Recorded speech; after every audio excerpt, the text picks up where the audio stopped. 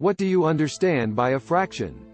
A fraction is a mathematical representation of a part of a whole or a quantity that is not a whole number. It consists of two numbers separated by a horizontal line, known as the fraction bar.